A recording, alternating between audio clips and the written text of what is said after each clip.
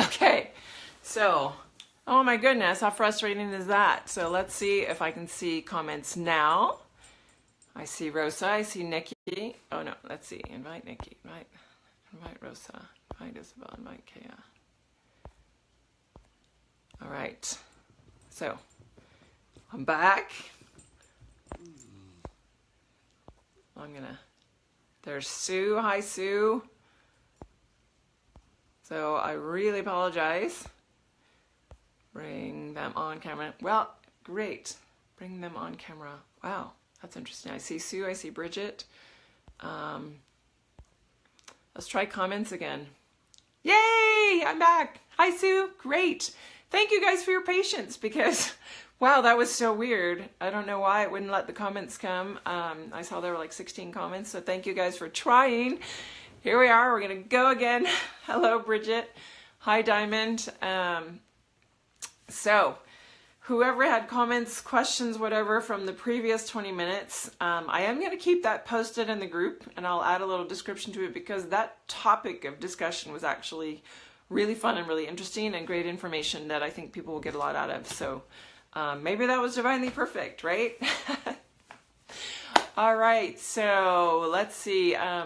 Bridget or Sue or Nikki, I know you guys jumped on the call first, so I'm going to honor that with you being first. If you have a question or something I can serve you with today as a little Christmas from the dragons. And then Diamond, feel free if you have one. We just did a great discussion about what the dragons are here for, what they do for us, the crystal and light structures in the body, how frequency changes as we ascend and grow in our development. So I'm going to leave that posted in the group for everybody to watch the replay later. I love that it's Christmas. It's like I had to get a space heater in this room today because it snowed here last night, and I have my handy dandy little snowman mug. I love him. And I also have one of my favorite teas. I don't know if you guys have a Trader Joe's near you, it's my favorite store, and they have a ginger turmeric tea that is amazing and really good for you. Let's see, Sue, could you tell me what dragon is working with me, please? Okay, let's tune in. So just so you know, when I'm working, I typically close my eyes to tune in. So just tuning into Sue.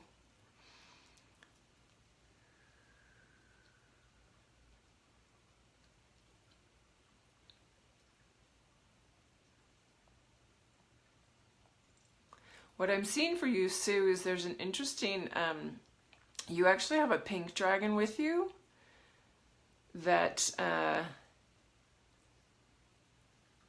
is an interesting merge. It's connected to the white dragon and the fire dragon. And some of these newer ones that, this is the one that's walking with you right now. So it's not one of the ones that we do in the book per se. This is one of your personal ones.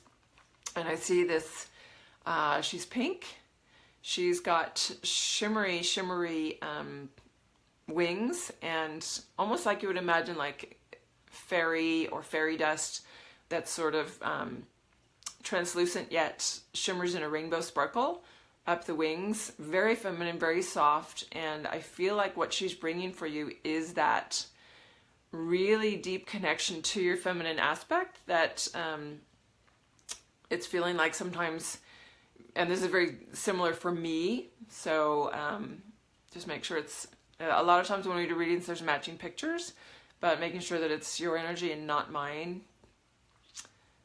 That yes, this is a mirror that's there, that quite often your energy can skew towards masculine, towards just those traits of needing to control, needing to organize, needing to be very efficient, needing to be sort of more rigid in both your structure and your dynamic of how you move through the day, how you move through the world, how you interact with people.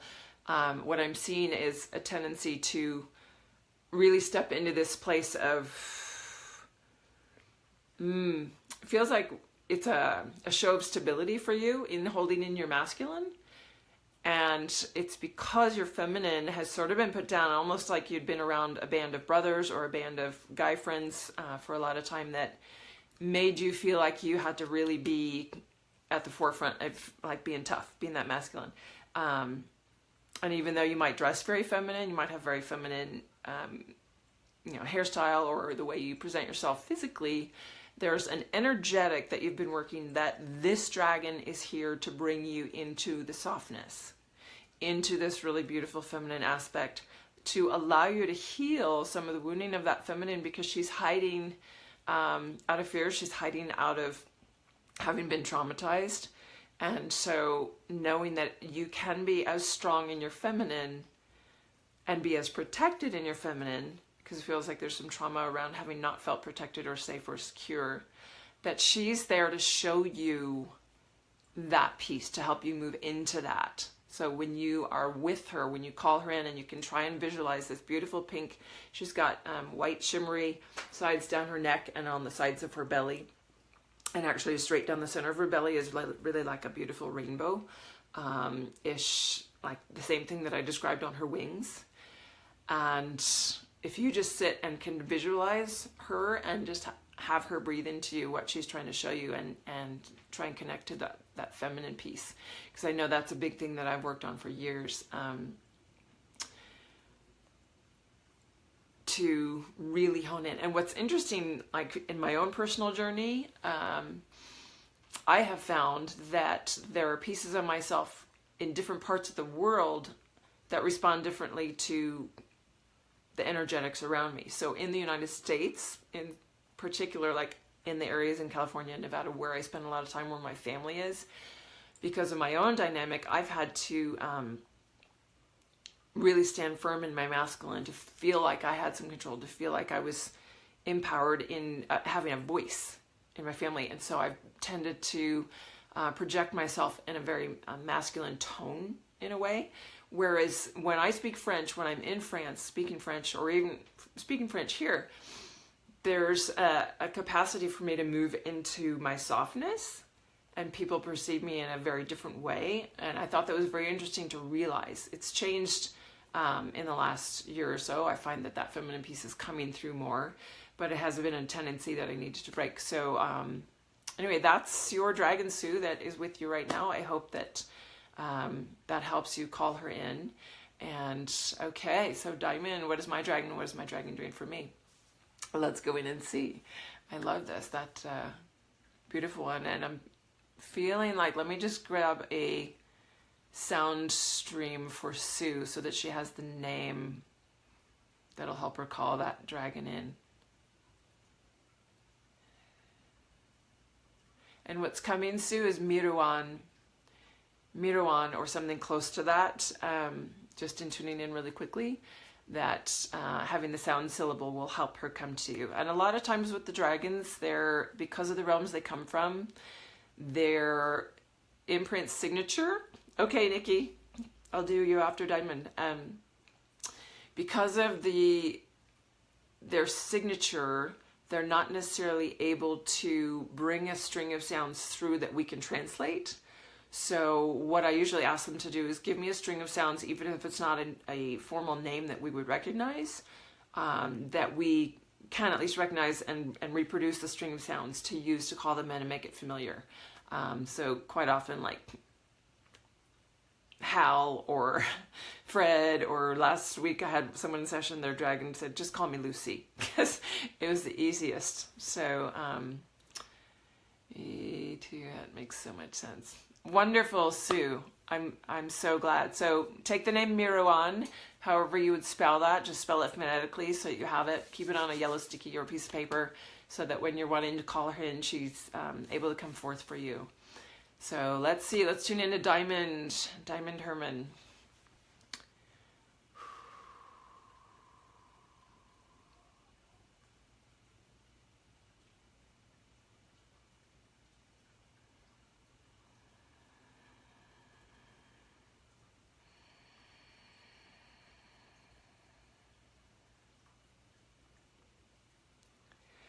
So Diamond, what I'm seeing, and I'm tuning in a little more deeply to see, because the dragon that's presenting, that's wanting to work with you right now,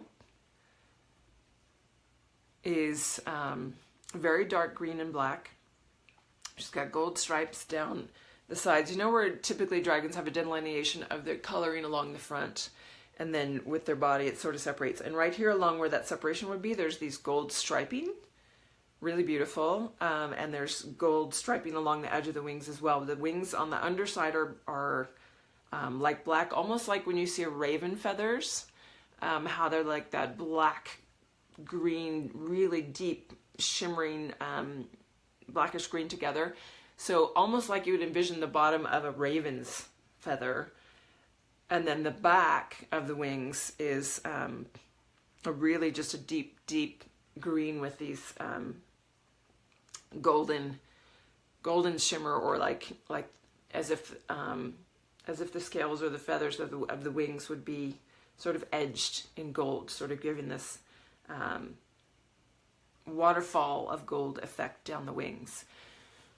So I wanted to tune a little deeper because the womb dragon that we work with is also the same really deep dark green, and I wanted to see if it was actually your womb dragon ready to wake up, or if this is a separate being that's here as a guide with and for you.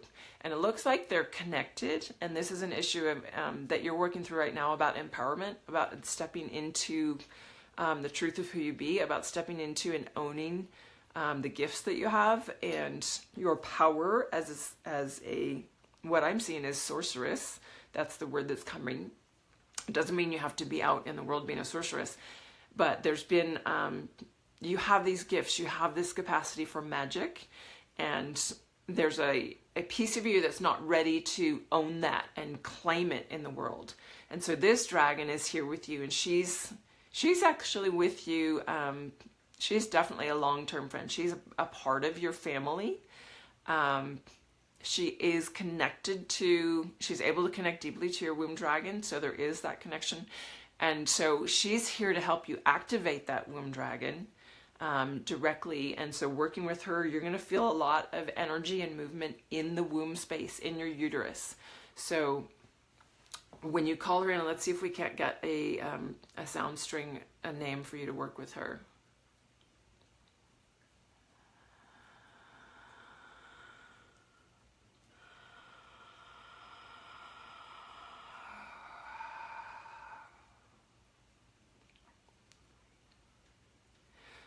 So what's coming is Rena.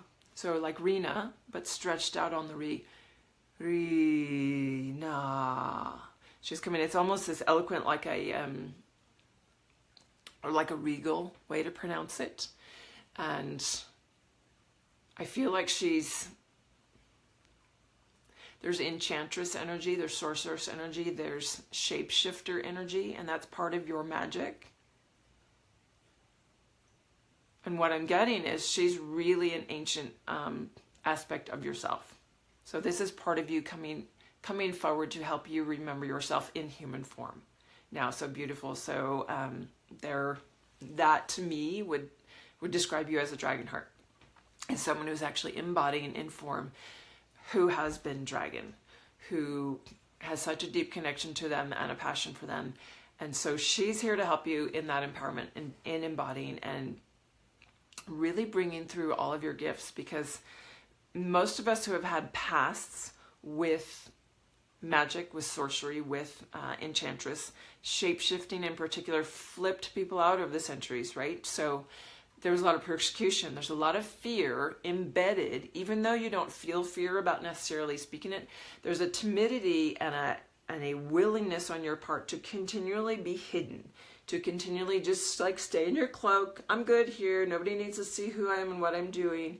Step forward. And hi, Lawrence. Thanks for joining. You know, I can just move in the world in an invisible way. There's a lot of power in being invisible. And yet it's time for you to be visible.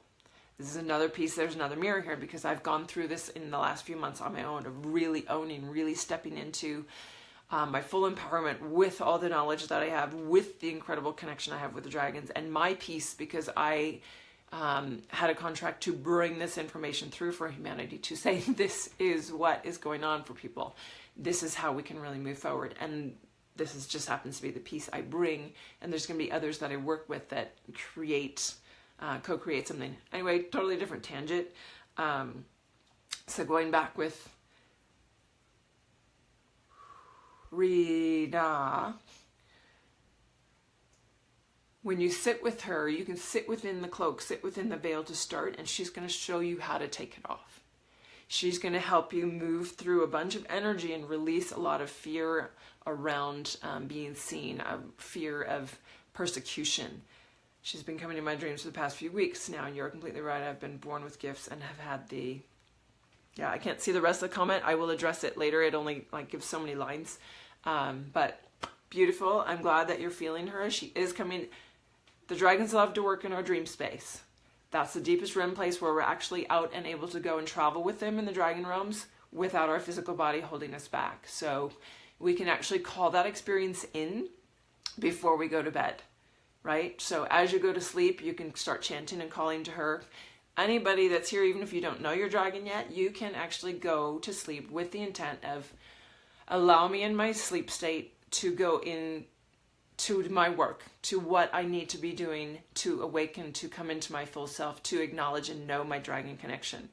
And then pay attention to your dream state, because those are the pieces you're going to start bringing back. Even if it's a visual, even if it's a miniature clip of what you bring back, take a note of it, write a journal, draw a picture so that you have those pieces, because over the months, they do start adding up together. They're taking you to places to show you pieces so that you can put the puzzle together when you come back to conscious mind. So beautiful Diamond, I'm so glad that you're aware of her. And yes, you have incredible gifts. I can feel and sense that in you. And you have a strong connection to the Devic kingdoms as well. So spend some time in the cloak to start and be willing to start pulling it off. You can start with a small group of people, but eventually you'll expand that. So knowing that's what's ahead of you, because that's what your soul is here to do. And she's the one that's going to help empower you to do that. So beautiful. I'm so glad you are more deeply connected. And now I'm going to move to Nikki. Nikki was asking to know her dragon as well, or who's working with her right now. And be aware these can change. These are the dragons that are working with you currently. Some of them, like for Diamond, Rina is a part of herself. So that one is always going to be present. But she might introduce you to some of her friends, to others that come along, or like all the dragons that are delineated in the book, all the elementals, the interdimensionals, the intergalactics. When you are ready, she might let you know, hey, this piece, the fire dragon can help you bring it. The heart piece that is shut down, the water dragon is going to help you bring that. So let's go and spend some time with her. So use it all, allow the introductions to happen when you're ready, and know that whatever guide is with you right now, they can shift and change. So they might bring others as you're ready for the next pieces. And that happens with our regular angelic guide and guardian as well. We do have these human-looking guides and guardians who are part of the angelic realms with us throughout our entire journey. And as we grow and develop, they can no longer serve because we've gone past what their range of assistance is. And so they introduce us to new guides that can take us into new places that we are ready to explore or adventure into or gain knowledge about. So the dragon guides work the same way. All right, Nikki, time to tune in for Nikki.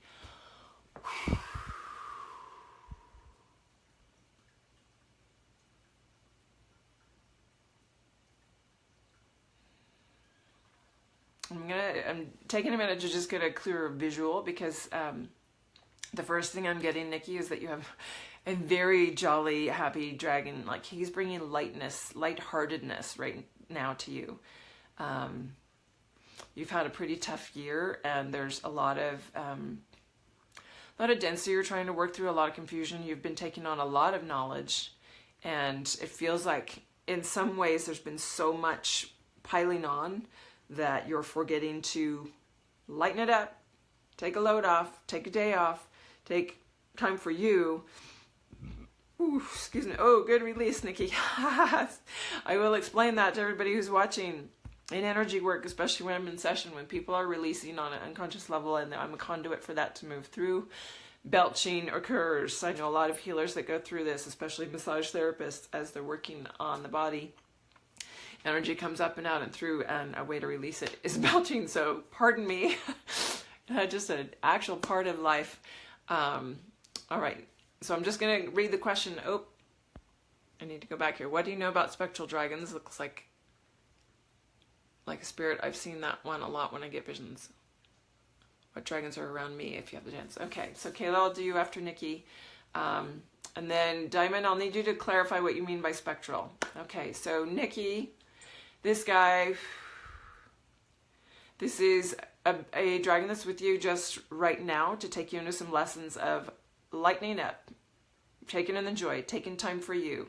Doesn't have to be so hard, doesn't have to be so heavy. You don't have to carry it alone, and you can actually shirk all responsibility for a minimum of several hours at a time, but you can take days off from any responsibility that you think is weighing down, that you think is holding you captive, especially to family.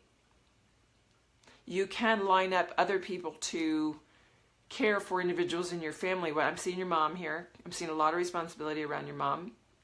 And it's okay to line up someone else for a few hours or a day so that you can just go out, go to a park, go to a playground, swing on a swing like a kid, go do something ridiculous, have a food fight, if you know any people with kids, I'm seeing there might be a niece or a nephew that you could take out, find one of their parks, find something they love to do, go to a kids movie, go to a comedy, something that's going to make you just laugh out loud, let it out, because this guy, and your dragon, he's yellow, he's orange, but he's one of these that actually, he's so funny, he keeps like flashing. He's got this capacity to just instantly change his whole demeanor, his hue. Like if you can remember the genie in Aladdin, when Robin Williams played the genie in the movie Aladdin, and he had this incredible capacity to just keep shape-shifting. And I mean, it was all about fun. It was all like hysterically funny. And that's what he's bringing to you. He's knowing that you need that right now before you do any more heavy work, before you do any more clearing and this heavy feeling of like, I just have so much to do. I have so much to learn and grow and expand and trust divine timing. In lightening the load, he's allowing you to learn also, this is what he's bringing, the trust in divine timing of when everything is meant to be imperfect, and you're right on track. Trust that and allow an easing of all of this that you feel needs to be done. Learning how to block your time and say, you know what, this is what I can do. I'm going to get this done today. I'm going to feel great about it. Next day, and he can help you do that too. You can go to bed and just have him help you put 3 things on a board of, okay, these are what I really want to focus on tomorrow. This is what I want to get to, and doing that time blocking. And I know that's part of my energetic lesson in the past few months, so if that's not quite clicking, it could be more of my stuff coming in, but there's something energetically related there for you in being able to let go of the overload. It all doesn't have to be done today. You don't have to stay up till midnight. She sees through like she's a spirit ghost. I can see every detail and even the colors, but she's like a mix of shadow and light at the same time. Okay, I'm going to come back to that. So I might have to scroll back down to it. So Nikki, I hope that's making sense. This guy, he's wanting you to call him Fred. I mean, this guy is very funny. This is a very happy comedian type dragon spirit around you. And it's so fun for me to see because I don't get to engage with those kinds too often. So yes, lighten the load, take it easy. It's not, doesn't have to be all drama and heaviness and worry. Worry is coming in. So there you go, Fred, and he's going to present himself in all kinds of crazy colors, all kinds of crazy actually outfits. He likes hats, boas. Okay, he's a comedian. Okay, Fred, thank you. And I'm feeling like I'm going to be able to bring him in too, just when I need a little bit of joy. So thanks for that piece, Nikki. Kayla, let's go into your dragon before I go back and address Diamond's question. This is interesting because do you see how diverse this group is? All the family that's joined in this For the Love of Dragons group, spectrum, right? We've got a pink dragon working in the heart. We've got a black and green dragon working on empowerment. We've got a jolly, crazy dragon working to bring some joy and lightness into the journey. And there's something there for all of us. Everyone on this call, everyone watching the replay, there are pieces in here for you because this is a communal creation. And these people are willing to have their own little stuff like brought up to the surface and shared publicly in a way that's serving everybody. So this is so fun. Okay, Kayla.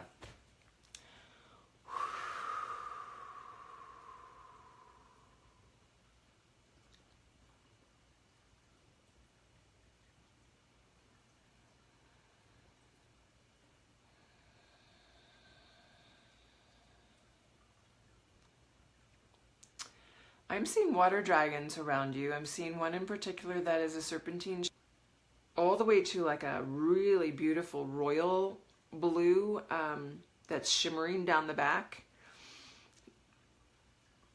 So it's like silver, like a silver sheen interlaced all the way down. And that shows me a really deep connection right now for you for the water dragons. And the water dragons are about healing the heart. Unconditional love brought in so that you can actually feel that expansion and know what that kind of love feels like. So this dragon for you, I'm going to try and get a sound syllable or name that you can use to call. It feels like a hymn. It feels like there's a lot of pain around the masculine, and not the word neglect is coming. So a lot of pain around the masculine neglecting you in your life, starting in early childhood, but also all the way through to current. It's a pattern. It's something that you've sort of shut down and put this ball around your heart, and it's about healing that, about healing those wounds right now. So this dragon,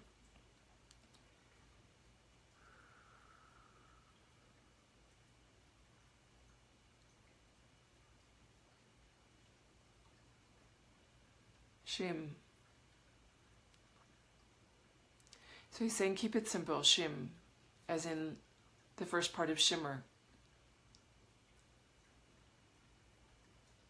Shim.